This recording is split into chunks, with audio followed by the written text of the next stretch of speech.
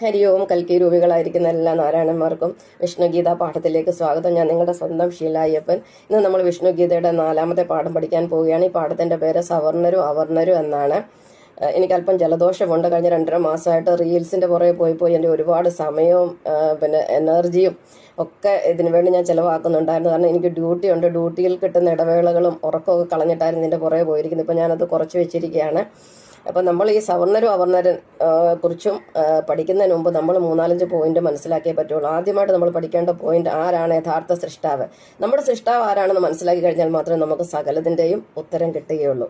അപ്പം ആരാണ് യഥാർത്ഥ സൃഷ്ടാവ്? നമ്പർ 1, പ്രപഞ്ചത്തിൻ്റെ നാഥൻ അല്ലെങ്കിൽ സൃഷ്ടാവ് എൻ്റെയും നിങ്ങളുടെയും സകല മനുഷ്യരുടെയും സകല ജന്തുക്കളുടെയും സകല സസ്യങ്ങളുടെയും സകല പഞ്ചഭൂതങ്ങളുടെ, അതായത് ഭൂമി, ജലം, ആകാശം, അഗ്നി, വായു, ഇവകളുടെ എല്ലാം സൃഷ്ടാവായിരിക്കുന്ന ഒരു നാഥനുണ്ട്. അതാണ് സാക്ഷാൽ നാരായണൻ. പ്രപഞ്ച സൃഷ്ടാവ്, പ്രപഞ്ച പിതാവ്, ജഗന്നാഥനായിരിക്കുന്നത് സാക്ഷാൽ നാരായണൻ. നാരായണൻ ആരാണെന്ന് ചോദിച്ചു കഴിഞ്ഞാൽ പ്രപഞ്ചത്തിൻ്റെ ആകെ ഊർജമാണ്. ഭഗവാൻ എവിടെ ഇരിക്കുന്നത് ചോദിച്ചു കഴിഞ്ഞാൽ എല്ലാ ജീവജാലങ്ങളുടെ ഉള്ളിൽ ജീവനായി പ്രാണനായി ഭഗവാൻ എല്ലാവരുടെ ഉള്ളിലുണ്ട്. അന്തര്യാമിയായിട്ട് ഭഗവാൻ എല്ലാവരുടെയും ഉള്ളിലുണ്ട്. ഭഗവാൻ ഇല്ലാത്ത ഒരു വസ്തു പോലും ഈ പ്രപഞ്ചത്തിലില്ല. അതുകൊണ്ടാണ് പറയുന്നത് ഭഗവാന് മണ്ണിലും വിണ്ണിലും തൂണിലും തുരുമ്പിലും കാണുന്നതായിട്ട് പറയുന്നത്. ഈശാവാസ്യമിതം സർവം. യാതൊന്ന് കണ്ടത് നാരായണ പ്രതിമ, യാതൊന്ന് കേട്ടത് നാരായണ സ്തുതികൾ, യാതൊന്ന് ചെയ്വതത് നാരായണാർച്ചനകൾ, യാതൊന്നിതൊക്കെ ഹരി നാരായണായ നമ.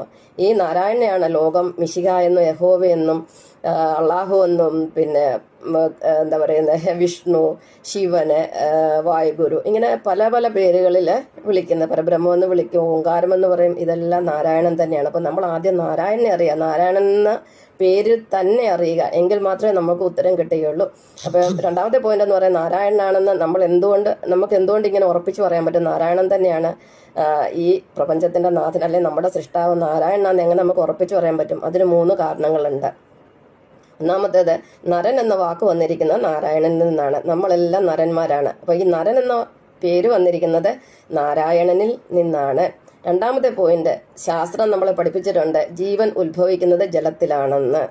ജലം എന്ന് പറഞ്ഞാൽ നാരത്തിൽ ശയിക്കുന്നവൻ ആരോ അവനാണ് നാരായണൻ. ഭഗവാന്റെ ഊർജ്ജമൊക്കെ പ്രധാനമായും കേന്ദ്രീകരിച്ചിരിക്കുന്നത് ജലത്തിൽ തന്നെയാണ്. ജലത്തിലാണ് സകല ജീവജാലങ്ങളും ജനിക്കുന്നത്. നമ്മൾ ജനിച്ചിരിക്കുന്നത് അമ്മയുടെ ഗർഭത്തിലെ ജലത്തിലാണ്.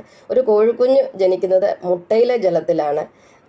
അതുപോലെ അമ്മയുടെ അണ്ടത്തിൽ ജലമാണുള്ളത്, അച്ഛൻ്റെ ബീജത്തിൽ ജലമാണുള്ളത്. സകലത്തിലും ജലമാണ്. ജലത്തിൽ നിന്നാണ് ജീവജാലങ്ങൾ ജനിക്കുന്നത്. അപ്പോൾ നാരത്തിൽ നിന്ന് ജനിക്കുന്നത് കൊണ്ട്, അല്ലെ നാരത്തിൽ നിന്ന് ഒരു ജീവിയെ സൃഷ്ടിക്കുന്നതുകൊണ്ട് നമ്മൾ ഭഗവാനെ നാരായണൻ എന്ന് വിളിക്കുന്നു. ഇനി 3ാമത്തെ കാരണം എന്ന് പറയുന്നത്, ഭൂമിയിൽ അധർമ്മം പെരുകുമ്പോൾ